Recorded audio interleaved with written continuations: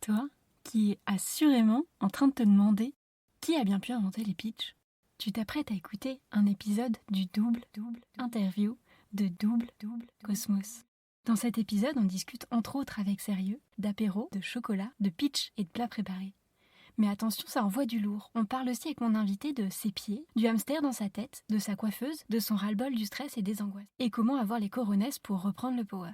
De quoi faire le plein de notre réservoir énergétique et réconforter notre océan, notre météo, que dis-je, notre écologie intérieure. Ces sujets 5 unités t'intriguent ? Alors viens découvrir comment ils ont une résonance profonde et toute particulière dans l'histoire de mon invité. Double Cosmos. C'est le podcast qui décomplexe, démystifie, dédramatise le bien-être, tout simplement.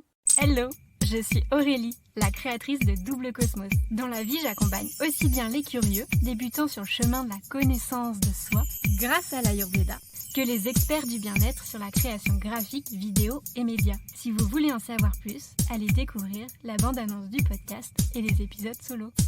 Hey!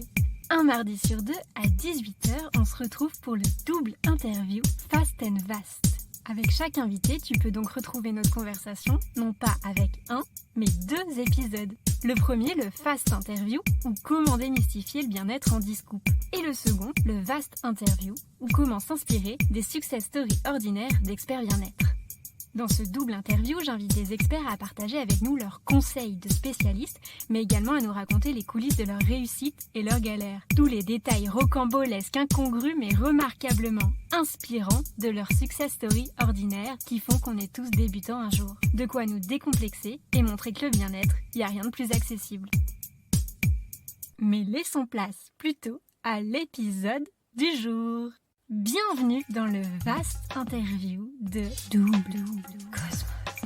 Aujourd'hui, nous décryptons ensemble comment gérer notre stress, notre fatigue pour retrouver notre bien-être et notre vitalité.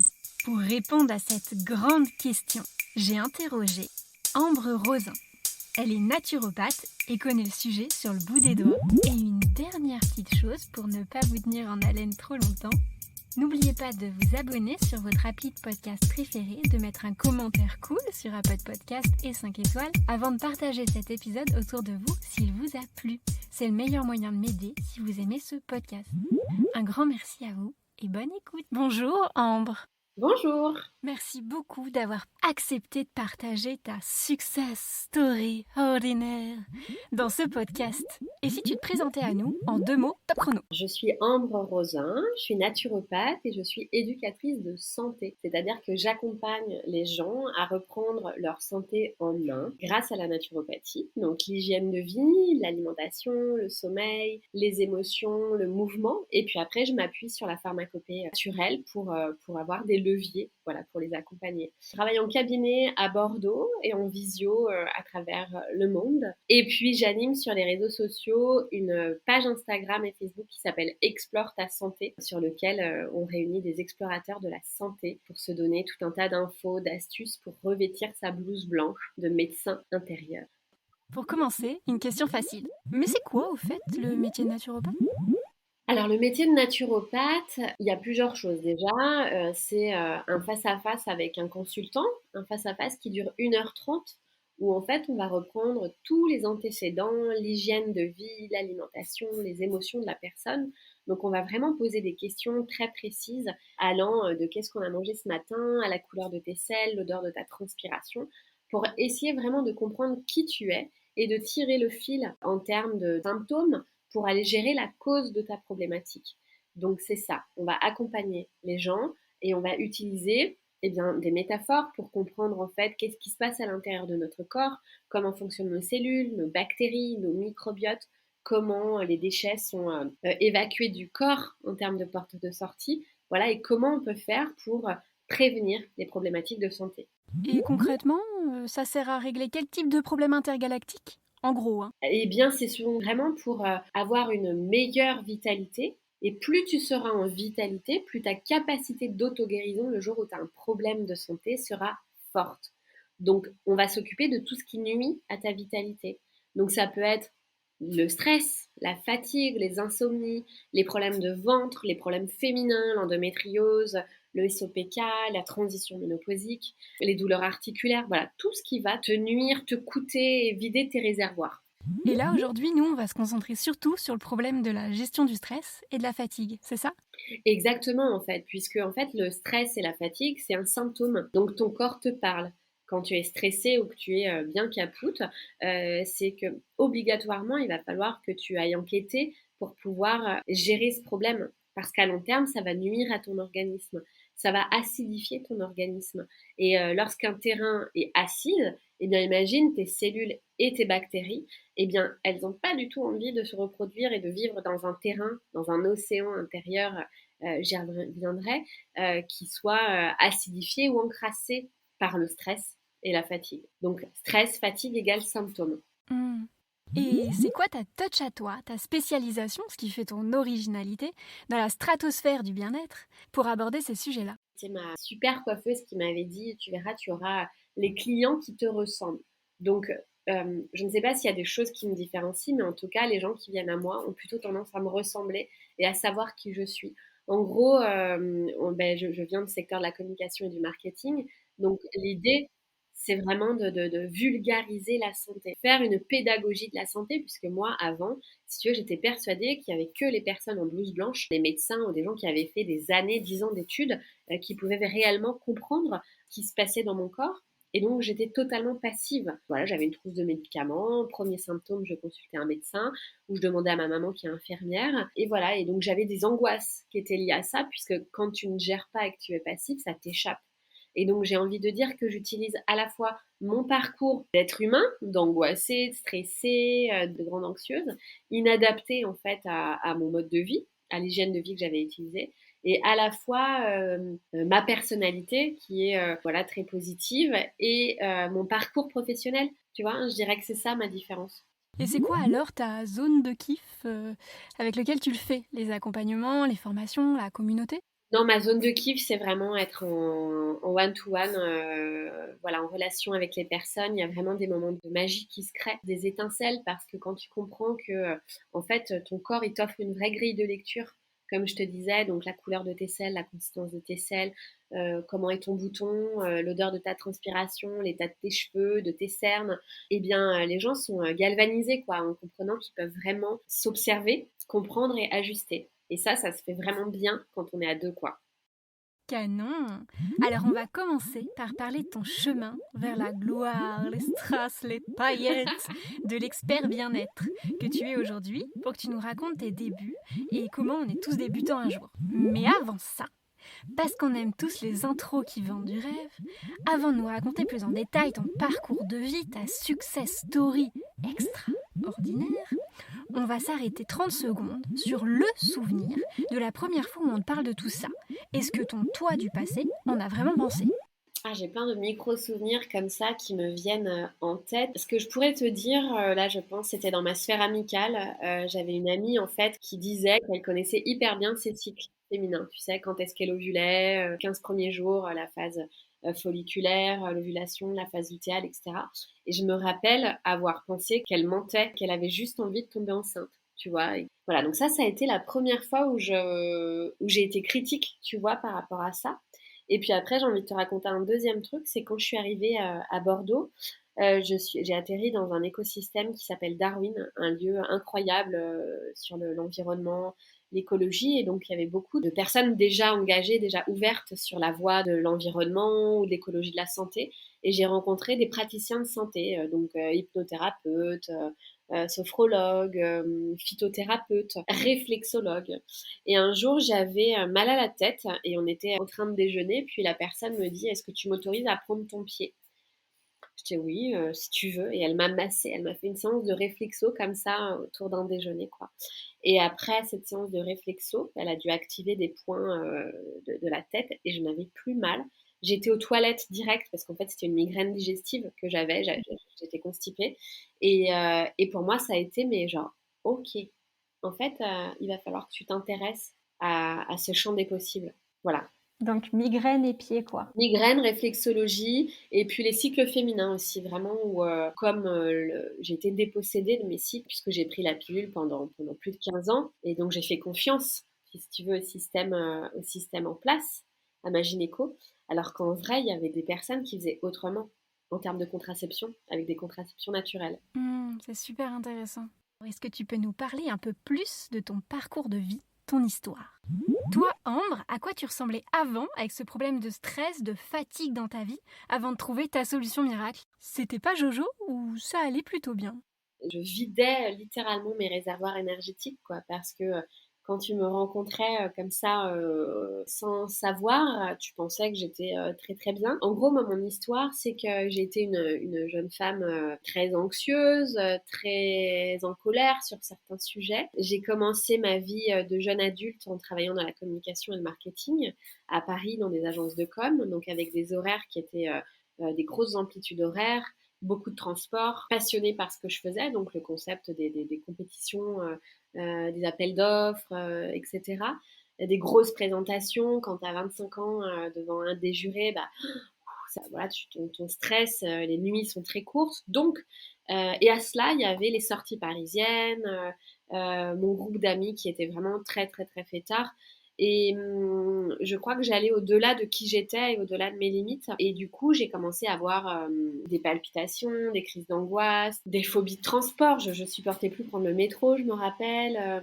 Je supportais plus les embouteillages, mais tout ça, c'était vraiment lié à la fatigue. Et je n'arrivais pas à détecter parce qu'en fait, je me comparais à mes collègues, je me comparais à mes amis, je comparais ce qu'il y avait dans les magazines. Tu sais, à toute cette vie qu'on te vend de paillettes et de gloire. Et puis ton corps, il faut qu'il fonctionne. Tu es jeune, en santé, donc voilà. Et puis ces épisodes de stress étaient vraiment forts jusqu'au temps où j'ai eu vraiment des problématiques de dos, des grosses inflammations. En fait, j'avais un terrain inflammatoire. Donc mal de dos, des cycles menstruels très douloureux, une rosacée au niveau du visage, donc avec des plaques rouges. Dès que j'avais du stress, dès que j'avais buvais de l'alcool, donc j'avais un terrain très réactif. Et donc un terrain réactif en naturopathie, c'est un terrain qui est en hyper, c'est un terrain qui t'use et qui te fatigue, quoi. Jusqu'au jour où j'ai déménagé sur Bordeaux, je travaille toujours dans la communication, mais j'ai commencé à ralentir parce que quand même en province, en tout cas, on prend, je sais pas, il y avait à Bordeaux, les gens prennent soin d'eux, ils font beaucoup de sport, prendre une grosse pause entre midi et deux pour aller à la piscine ou pour aller courir sur les deux ponts, mais c'était totalement bien vu, alors qu'à Paris, impossible. Partir à 17h30, 18h, c'est quelque chose qui était totalement dans les mœurs. Répondre à un mail avec moins de réactivité qu'à Paris. Moi, je me rappelle au départ, j'étais choquée. Je pensais que si je répondais pas dans la demi-heure, ma vie en dépendait, si tu veux. Alors qu'à Bordeaux, tu pouvais très bien remettre au lendemain, tu vois. Vraiment, je tire les traits. Et puis, le jour où j'ai décidé d'arrêter ma pilule et de faire un bébé, bah, ça n'a pas marché. Ça n'a pas marché, en fait. J'ai eu des problèmes de fertilité, donc une vieillesse ovarienne précoce, de l'endométriose. Et j'ai pas compris, en fait, pourquoi. Et puis en étant accompagnée, ben, j'ai tiré le fil et là, je me suis rendu compte que les 10 années de vie parisienne à 1000%, où j'avais un terrain très encrassé, très inflammatoire, eh bien, ça nuit à ma santé et à mes projets futurs. Et donc, ça a coïncidé avec une période de quête de sens véritablement au niveau professionnel, parce que je me suis dit, en fait, ton boulot te bouffe, ton boulot ne te convient pas. Et puis, cette problématique de vouloir donner la vie, puis ça ne venait pas. Et je me suis renseignée, quoi. C'est là où j'ai commencé à observer qu'est-ce qui peut m'aider. Et à Darwin, donc toujours dans cet endroit dans lequel je travaillais, dans lequel je travaille toujours, puisque je m'étais fait une promesse lors de ma reconversion, c'était de venir m'installer dans ce lieu qui m'avait donné des ailes. C'est là où j'ai rencontré des phytos, des aromathérapeutes, des hypnos, tout ça. Et du jour au lendemain, ça m'a appelé. J'ai décidé de quitter mon job et de faire une formation en naturo. Et j'ai amorcé, si tu veux, cette transition d'hygiène de vie, mais vraiment petit à petit, parce que la naturopathie, c'est un puits sans fond. C'est-à-dire que tu arrives, tu t'engouffres quelque part et tu commences petit à petit à faire évoluer des choses. Gestion des émotions, le mouvement, l'alimentation. Et puis tu vas prendre des huiles essentielles, des plantes quand tu as besoin. Et je me suis dit, si moi, j'y arrive, que moi, je suis quelqu'un qui papillonne beaucoup, qui va tester un peu à droite à gauche des choses, qui va jamais vraiment au bout des choses. C'était d'ailleurs une des remarques que j'avais dans ma sphère pro. Si moi, j'y arrive en ayant cette attitude par rapport à la naturo, tu vois, en testant, ben, les autres pouvaient aussi le faire. Et c'est vraiment ce que j'essaye d'expliquer, d'évangéliser, entre guillemets, aujourd'hui, c'est de dire aux gens, mais t'es pas obligé de faire les choses parfaitement. Le temps, l'échelle temps, elle est importante.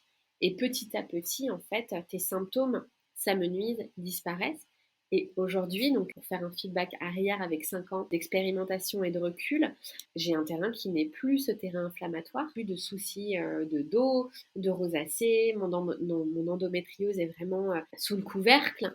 J'ai eu 2 bébés extraordinaires grâce à la naturopathie. Et voilà, ça m'a vraiment donné de la force. Trop bien. C'est quoi le grand moment de ton existence où la naturopathie s'est imposée à toi? Mais complètement, en fait. Et après, j'ai envie de dire qu'elle avait toujours été là, puisque finalement, mes grands-parents m'ont en partie élevée. J'étais à la campagne. C'est juste qu'à un moment donné, j'avais été coupée de tout ça. Tu vois, c'est comme si c'était un énorme rappel et un rendez-vous que j'avais loupé avec moi en voulant être quelqu'un d'autre, ou en tout cas en voulant être cette femme ambitieuse, travaillant dans la com. Point de rendez-vous, ça a été un ras-le-bol de ces symptômes de stress, d'angoisse, et puis mon infertilité. Et donc, il fallait que je trouve des solutions et ça a cristallisé à ce moment-là, quoi. Et il y a eu un déclic pour ce changement de trajectoire jusqu'à en faire ton métier quand même, quoi. Ben, je dirais que le déclic, c'est que, je sais pas, c'est quelque chose qui a vraiment vibré, quoi. Avec du recul, je me dis, mais moi qui étais à projeter, à tout contrôler, à tout préparer, etc., comment j'ai fait du jour au lendemain pour quitter un CDI, faire une reconversion, avoir 2 enfants au même moment? Moi qui adorais dormir des heures, donc j'ai lancé mon entreprise au moment où j'ai le moins dormi du monde, tu vois. Quand tu es aligné et que ça, c'est fluide, la magie, elle opère, quoi. Vraiment, je me suis éprouvée, épanouie. Mes enfants ont été aussi une partie de ma réponse. Tu vois, quand tu as des enfants, tu vis plus à l'instant présent, en tout cas ta maternité. Et j'avais besoin de revenir ici, tu vois, vraiment Hmm. ici et maintenant. Ça m'a permis de vivre mes grossesses naturellement, de tester des choses avec mes enfants. Ouais, c'était très riche. C'est très riche. Hmm. Et si on rentrait maintenant un peu plus dans l'intimité de tes réussites, sans filtre? C'est le moment où on décortique les conseils que tu t'appliques toi en tant qu'expert bien-être au quotidien, histoire de passer direct de la théorie à la pratique pour ceux qui veulent se lancer. Alors, c'est quoi la première chose qui faisait pas partie de ton quotidien et que tu as mis en place? Alors, la naturopathie, tu as vraiment ce socle de l'hygiène de vie qui est très important. Donc, l'hygiène de vie, pour moi, c'est le point de départ. Voilà, savoir par où commencer. Et je dirais que le premier point de départ, ça a été les émotions. Ça a été d'abord de m'écouter, de refuser des choses, de dire bah non, en fait, ça, c'est pas pour moi. Courir le midi, moi, ça m'acidifie, j'aime pas ça, en fait. Aller en soirée jusqu'à 2 heures du mat et picoler ou 4 heures du mat, c'est pas moi. J'aime pas faire ça toutes les semaines. J'aime bien rentrer à 23 heures minuit, tu vois. Donc en fait, il a fallu que j'accepte de refuser. Donc vraiment, le premier point, ça a été de m'écouter. Le deuxième point, ça a été de changer radicalement mon mode d'alimentation. Quand je dis radicalement, c'est-à-dire d'abord de passer d'un mode d'alimentation totalement industriel à un mode d'alimentation plus ancestral, plus méditerranéen. Mais vraiment, sur une échelle de temps, ça a été comparé à comment je peux m'alimenter aujourd'hui et comment je le ferai certainement dans 10 ans. Si tu veux, ça a été très progressif. Parce que moi, typiquement, le matin, je mangeais du sucre. Donc, tu sais, j'achetais des peach ou des gaufres au sucre. Je pouvais boire 1 ou 2 ou 3 cafés. Alors, quand je vois ce que me faisait le café, je peux te dire que c'était du suicide, carrément. N'ayons pas peur des mots. Le midi, j'allais me prendre un plat tout préparé, à cuire au micro-ondes, ou le pire truc que tu trouves, tu sais, dans les boulangeries parisiennes qui vont acheter leurs aliments à métro. L'après-midi, non, ce que je t'ai pas dit, c'est que je grignotais le matin, parce qu'en mangeant des pitchs et des gaufres, eh ben, t'as une grosse crise d'hypoglycémie à 11 heures. Et à 11 heures, qu'est-ce que tu as dans ton sac? Des Kinder Bueno, des petits gâteaux, quoi. Et puis à 16 heures, c'était pareil. Vive les petits gâteaux, le chocolat au lait avec des bonnes noisettes, et puis les barres de céréales. Le soir, boîte de tarama, chips, et puis, je sais pas, tu sais, un truc assez rapide. Ah, j'aimais bien les lasagnes chèvre fromage là de chez Picard. Alors Picard, c'est pas nul, mais voilà, ça montrait ma journée. Et donc, quand j'ai commencé à révolutionner cette journée et que j'ai plus de crise d'hypoglycémie à 11 heures et que j'avais plus de vitalité et moins de stress, mais je l'ai pas cru en fait. Je me suis dit non mais en fait c'est vrai que ton aliment soit ton premier Mmh. médicament. 3 ou 4 fois par jour, je mets des choses dans ma bouche qui me donnent de l'énergie ou qui m'envolent. Et voilà, ça a été un point de départ incroyable, quoi. Et puis après, je dis pas que tu peux plus manger de Kinder Bueno ou de manger de Peach, c'est pas la problématique, mais c'est la dose qui fait le poison. Puis après, j'ai commencé à ressentir qu'en fait, quand tu me coupais trop de la nature, tu vois, quand je bossais dans le 15e à Paris et j'avais beaucoup de transport, je faisais des gros horaires, je rentrais le soir en banlieue, j'habitais en banlieue, j'étais complètement naze. Donc j'avais même pas l'occasion de sortir, de prendre l'air. Quand j'ai commencé à me dire qu'en fait c'était hyper important, qu'il fallait que je me reconnecte à la nature, bah pareil, c'était un cercle vertueux quoi. Le soir, j'allais me poser sur les bords de la Seine. J'habitais dans le 78, donc peu importe l'heure qu'il était, donc je me posais tranquille, je faisais quelques pas. Puis après, je me suis dit non, en fait, il faut que Paris, c'est plus pour moi, il faut que je déménage. Et donc je suis arrivée à Bordeaux. Déjà, ça a été une grande bouffée d'air frais. Mes week-ends n'étaient plus les mêmes parce que j'allais à l'océan. Et tu vois, aujourd'hui, avec 10 ans de recul, eh bien, je sens que j'arrive encore à un carrefour et qu'il faut encore que j'aille plus loin dans ma quête de la nature. Mmh. Qu'est-ce que ça a changé tout ça concrètement dans ta vie? Les incontournables, quoi. Et je dirais que le principal, c'est d'être mieux dans mes baskets, mieux dans mon corps. Petit à petit, j'oubliais, tu sais, ma petite poche d'antihistaminique, de Ventoline, de Doliprane que j'avais toujours sur moi. Parce qu'en fait, j'ai pris conscience que j'en avais pas besoin, que je pouvais faire sans. J'ai recommencé à faire des activités qui m'angoissaient. Tu sais, prendre la voiture toute seule et faire des grandes distances, aller en concert, tu vois, chose que la fatigue, en fait, ça m'empêchait. Donc, ça a été de redevenir, enfin, ou de devenir la personne qui j'étais, quoi. Donc, ça a été des victoires personnelles. Et puis après, c'est un jeu de domino, quoi. Donc, de voir que tu as Coronesse pour pouvoir basculer ta vie, tu vois, quitter ton CDI, entamer une formation. En fait, ça donne de l'énergie, quoi. Et sinon, comment aujourd'hui la gestion du stress t'aide au quotidien?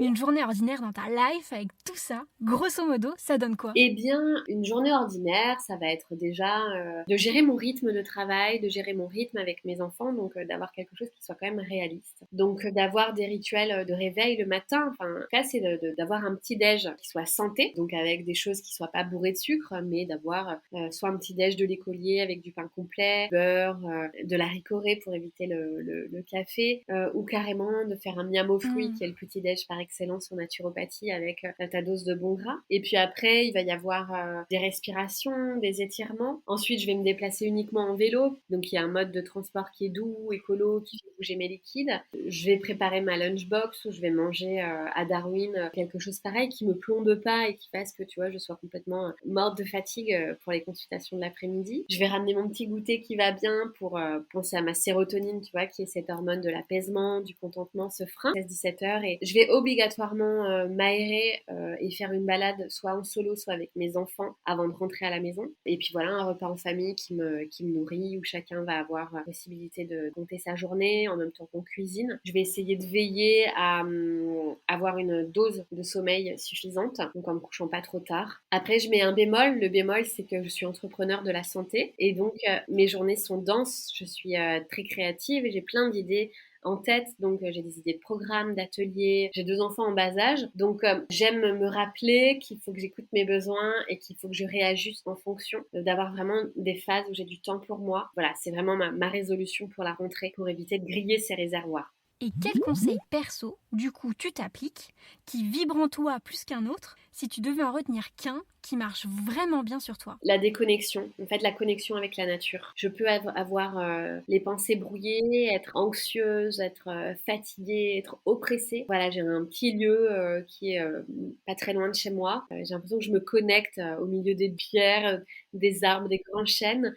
Et voilà, dès que je ressens que j'ai de la confusion, du stress, de l'anxiété, je me mets à respirer. Et puis je sais qu'il va falloir que j'aille en pleine nature et que je manque, que j'enlève mes chaussures, que je respire. Voilà, ça c'est pour moi c'est vital. Trop bien. C'est quoi ta routine, bien-être miracle, ton petit rituel d'apaisement, de temps juste pour toi? Ma routine bien-être, alors si je suis stressée, que j'ai beaucoup de consultations, plutôt la fatigue et la concentration en fait que demandent, les consultations. En fait, je vais directement entre les rendez-vous, me mettre mes écouteurs, écouter des méditations de Petit Bambou et respirer. J'ai une demi-heure de battement généralement entre chaque consultation. Ça m'arrive de le faire plusieurs fois par jour. Et en fait, j'aborde la consultation ou mon rendez-vous après avec beaucoup plus de fraîcheur, un mental qui est à nouveau beaucoup plus clair. Et du coup, question à part, tu fais de la méditation toi? La méditation, donc mise à part Petit Bambou, donc des méditations guidées, oui, bien sûr, parce qu'en fait, je fais un 2 en 1, ça me permet de faire mes respirations, tu sais, dedans. Je mets des programmes entre 15 et 20 minutes. J'ai des périodes où je le fais tous les jours, des périodes où je me sens beaucoup plus en phase avec moi-même, j'en ai pas besoin. Mais par contre, je n'expérimente pas la méditation solo, etc. C'est quelque chose qui me fait de la pelle du pied. Aujourd'hui, mon quotidien me permet pas d'aller chercher ça. Ok, si tu le veux bien, rentrons maintenant un peu plus dans l'intimité, des moments un peu plus laborieux, les petites galères quoi, sans filtre et sans jugement évidemment, simplement pour démystifier le statut d'expert inaccessible et montrer que les jours avec et les jours sans, bah c'est normal en fait. Alors vas-y, fais-nous déculpabiliser de parfois juste un peu galérer. L'anecdote jamais dite, le secret inavoué, qui fait que t'es bien terrien et humain avant tout. Allez, à vous. Au mois de juin, j'ai énormément travaillé, j'ai pris beaucoup, beaucoup de plaisir. J'avais des consultations, beaucoup de consultations. J'avais des ateliers en entreprise, j'avais des programmes à lancer, des ateliers avec des consultants. Et en fait, j'ai pas écouté. J'ai pas écouté mes besoins. J'ai fini le mois de juin, j'étais extrêmement fatiguée, mais extrêmement fatiguée. Donc tu vois, la naturo avec des cernes qui se tape une otite très douloureuse et qui est obligée de prendre des antibiotiques et de la cortisone.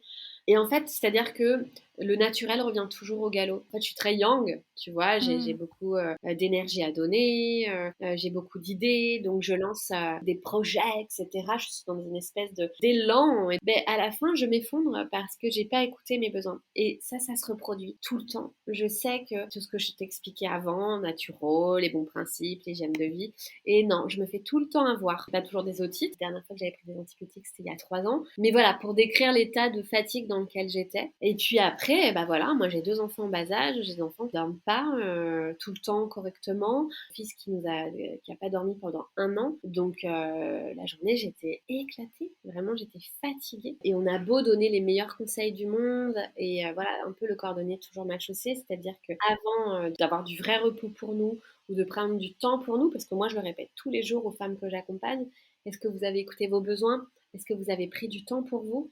Et puis moi, quand je regarde mon agenda réellement, eh ben, ça remonte à quand la dernière fois que je l'ai fait? Voilà. Donc ça, c'est un peu ma résolution, c'est de dire, écoute, arrête d'être dans cette course effrénée, pose-toi, arrête-toi, tu n'en seras que meilleur. Voilà.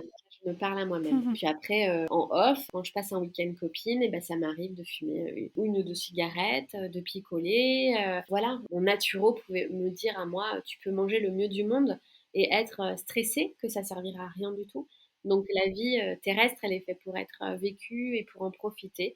Et puis la naturo, pour moi, ça permet d'équilibrer, de contrebalancer. Et justement, sur quoi la gestion du stress, de la fatigue, t'a le plus chamboulé, a provoqué un Big Bang dans ta vie? Je dirais que c'est à partir du moment où j'ai commencé à refuser des choses, à refuser que mon anxiété et ma fatigue faisaient que je refusais des moments qualitatifs avec des amis qui me proposaient des trucs géniaux, un voyage en sac à dos, une soirée incroyable de festival, des opportunités professionnelles que j'ai refusées parce que je m'en sentais pas capable. Là, j'ai commencé à me dire qu'il y avait un problème, c'était pas juste. Tu vois, je sentais au fond de moi parce que c'est ok de refuser un voyage, un festival et une opportunité professionnelle, mais je sentais que j'en avais envie au fond de moi, tu vois. Et là, je me suis dit, ah ouais, non, c'est pas possible en fait. Il faut que je trouve un moyen pour faire ce que j'ai envie et ne pas m'imiter, quitter de ce cercle vicieux. Parce que plus t'es stressé, plus t'es fatigué, moins bien tu dors. Moins bien tu dors, plus t'es stressé. Et en fait, au bout d'un moment, tu sais pas comment faire pour sortir de cet état. Et ce que j'aime bien dire aux gens, c'est que en consultation, je pose toujours la question en début de rendez-vous, quel type de médecin vous allez voir? Donc il y a des gens qui te disent plein de médecins du corps et d'autres qui te disent plein de médecins de la tête, de psy, de sophro, d'hypno, etc. Et en gros, ce que je voudrais juste faire comprendre aux gens, c'est que quand on a des symptômes physiques, ce n'est pas que dans la tête. Tu vois, tu peux très bien te sentir crispé, ballonné, avoir le palpitant, fatigué. alors que ça soit lié à ton stress et ton anxiété. Et donc, l'idée des angoisses et du stress, c'est qu'on comprend pas, en fait, ce qui se passe dans notre corps. Et on se dit, mais je suis fou, qu'est-ce qui se passe? Mon mental, il prend trop de place. Pourquoi les autres, ils fonctionnent différemment et pas moi? Alors qu'en vrai, le corps, comme je te disais, nous parle, nous communique. Les symptômes nous parlent de notre fatigue ou de notre anxiété. Et donc, en écoutant notre corps, en revenant dans notre corps, on revient dans notre zone de calme. Et donc, c'est en ajustant ces symptômes de palpitation. Est-ce que ça veut dire que tu as une carence en magnésium? Ces tissus, en fait, qui sont crispés, est-ce que ça veut dire qu'ils sont gorgés d'acide? Ces maux de ventre, est-ce que ça veut dire que ton terrain est inflammatoire? Et donc, une fois que tu règles un à un chaque problème, eh bien, ton anxiété, petit à petit, elle diminue. Tu te sens plus en vitalité, plus fort. Tu as plus de ressources pour aller à ce rendez-vous, faire ce voyage, prendre la parole en public, te dépasser en fait. Et qu'est-ce qui t'a pourri la vie le plus, toi au final, et que t'as réussi à changer, dont tu t'es débarrassé? Et bien, c'était ce hamster dans la tête, quoi. Tu vois, cette anxiété, c'est est-ce que je vais en être capable? Est-ce que je vais pouvoir mener ce projet à bien? Est-ce que je vais pas m'effondrer pendant le rendez-vous? Est-ce que je vais pas faire une crise d'angoisse? Et la naturo, elle m'a permis de comprendre que je suis en train d'expliquer, en fait. Elle m'a permis de comprendre que tout venait de l'intérieur, que j'étais ma principale ennemie, que j'avais des leviers à activer pour être mieux. Et puis, ça m'a redonné confiance, ça m'a redonné le power, tu vois, ce que je dis tout le temps. Trop bien. C'est quoi le conseil que tu donnerais à ton toi du passé, des années-lumière en avance, niveau gestion du stress? Le scoop arrivé tout droit du futur, quoi. Mais je dirais, écoute ton corps. Ne va pas au-delà de tes limites, écoute ton corps, il te parle. Donc quand tu as mal à la tête, quand tu as un coup de chaud, quand tu as des selles molles, quand tu as un pipi chargé, odorant, bah, ça veut dire quelque chose. Donc écoute. Parce que généralement, ton corps, il te parle bien en amont. Et le jour où tu t'en rends compte, c'est le moment où le fil il tend, il va se craquer, tu vois. Donc juste observe, écoute et ajuste. Et l'obstacle à ton bien-être dont tu veux te dépatouiller, mais pour lequel t'es un peu encore en mission aujourd'hui? Je dirais le sommeil parce que voilà, j'ai 2 enfants, ils ont 4 ans et 2 ans, donc il y a toujours quelque chose. Hier soir, c'était mon fils qui voulait pas quitter sa moto, il voulait pas se coucher. Donc j'ai dû prendre de l'énergie pour pouvoir à 22h30 le mettre dans son lit. Alors c'est pas tout le temps comme ça, mais il y a toujours un truc. Il y a un qui est malade, après il y a la canicule, il fait chaud, on habite en ville, les fenêtres sont ouvertes. Voilà, de plus gros dodo, ça serait vraiment un sujet sur lequel j'ai envie de travailler. C'est quoi ton plus gros péché mignon qui te fait déroger à tes bonnes habitudes de bien-être? Attention, l'heure est grave là. C'est l'apéro. C'est l'apéro. C'est l'apéro. Petit verre de vin, une bière et des petites grignotes. La nature, ouais, elle abuse peut-être un peu de l'apéro. Mais merci de nous faire déculpabiliser. C'est exactement l'objectif de ce podcast. Interroger notre bien-être, découvrir les pistes qui existent et que chacun prend pour l'améliorer, mais aussi savoir avouer quand parfois relâcher la pression, ça fait pas de mal. Et justement, c'est quoi? Petit tracas du quotidien sur lequel tu baisses un peu la garde, celui où on se dit oh, c'est pas si grave finalement. J'aimerais avoir plus de temps pour faire des assiettes encore plus santé à mes enfants, leur préparer des goûters sains, etc. Mais c'est pas grave. C'est quoi ton petit réconfort ou ta petite pause à toi qui passe crème quand vraiment c'est la pagaille? Chocolat. J'ai la chance d'avoir un super chocolatier à Darwin là en bas. C'est un truc que je fais plutôt l'hiver, ça d'ailleurs. Quelques carreaux de chocolat, 70%, 80%. Et avec tout ça, tout ce que t'as vécu, quel message interplanétaire tu veux lancer pour éviter à tout le monde de faire les mêmes erreurs? Je vais revenir sur écouter ses besoins. Faire une météo intérieure quotidiennement, c'est hyper important en fait. On peut manger le mieux du monde, faire du sport, dormir, mais si émotionnellement tes besoins ils sont pas écoutés, ça servira à rien du tout. Donc de quoi j'ai besoin aujourd'hui? Ça va me permettre de me communiquer à moi, de le dire aux autres, de dire à mon mec, à mes enfants, j'ai besoin que maman elle soit au calme aujourd'hui. J'ai besoin de couper le téléphone. J'ai besoin d'aller me coucher plus tôt. J'ai besoin de manger quelque chose qui soit nourrissant, réconfortant, un peu épicé. J'ai besoin de ne pas manger et de ne pas me forcer. Voilà. Écoutez ses besoins. Écoutez vos besoins. Écoutez vos besoins. Écoutez vos besoins. Hélas, voici la dernière question, un peu tradie, pour finir ce podcast. Attention, roulement de tambour, quel est le message que tu voudrais transmettre à tout le cosmos pour changer le monde? Plusieurs choses. Donc, ce que parfois je comprends pas, c'est que les gens ont un éveil écologique en fait au niveau de l'environnement. Ils vont trier leurs déchets, ramasser les déchets sur la plage, utiliser le vélo au lieu de la voiture, faire du covoiturage, ce qui est mais juste génial. Approfondissons, allons encore plus loin là-dessus. Mais ils vont vraiment mettre à distance leur corps, alors que notre écologie intérieure, elle est tout autant importante que l'écologie de la planète. Et plus on va faire de liens entre l'état de santé de notre planète et notre état de santé, et bien plus on sera en osmose, en cohésion, plus on protégera la planète et plus on protégera notre corps. Pour moi, l'écologie, l'environnement et l'écologie intérieure ne font qu'un. Ne pas nourrir notre corps avec des déchets, faire sortir les déchets de notre corps. Voilà, ça me paraît tellement logique et tellement vital que à la fois les gouvernements prennent soin de notre planète, que nous aussi on prenne soin de notre planète, que les gouvernements prennent soin de nos santé, parce que tu sais, les perturbateurs endocriniens, la bouffe industrielle, les rythmes que l'on a aujourd'hui, enfin les gens qui gagnent pas beaucoup, qui travaillent comme des dingues, bah, c'est des gens qui produisent beaucoup d'acides, beaucoup de déchets, qui s'encrassent, des gens qui n'ont pas forcément sur la partie alimentation santé, et donc qui s'encrassent encore plus. Et donc, ils vont faire des maladies de civilisation. Et les maladies de civilisation, c'est bien ça. Des maladies cardiovasculaires, hypertension, diabète, cholestérol. Des corps encrassés au même titre que notre planète est encrassée. Donc, s'il vous plaît, prenez conscience que la planète et nos corps, on fait qu'un. Et je pense qu'on ira plus loin comme ça, quoi. Et je crois que tu as milité également pour les remboursements santé. Est-ce que tu peux nous en parler? Bah, en fait, si tu veux, dans d'autres pays, dans certains États aux États-Unis, en Suisse, en Israël, en Allemagne, les médecines traditionnelles, donc en France, la naturopathie, et en Inde, Sri Lanka, l'Ayurveda, en Chine, la médecine traditionnelle chinoise. Donc en Occident, la naturopathie, dans certains pays, comtés, etc., est reconnue par le système de santé. En Allemagne, les naturopathes travaillent au sein des hôpitaux et donc ils travaillent sur la partie prévention santé. Donc, un médecin, par exemple, va dire bah, allez voir plutôt le naturo. Puis, quand il y a du lésionnel, venez voir le médecin. Quand les personnes font des traitements de chimiothérapie, la naturopathie va être quelque chose qui va être en soutien des effets secondaires. Lors d'un accouchement, il va y avoir des versions naturelles et des quatrièmes trimestres du postpartum en accompagnement naturel. Alors qu'en France, donc c'est reconnu par l'OMS, la naturopathie, mais en France, il y a beaucoup la formation n'est pas reconnue par l'État et il y a beaucoup de gens qui trouvent la naturo sectaire, voire un truc de charlatan, alors qu'en vrai, voilà, il faut bien choisir son naturopathe, être bien aiguillé, etc.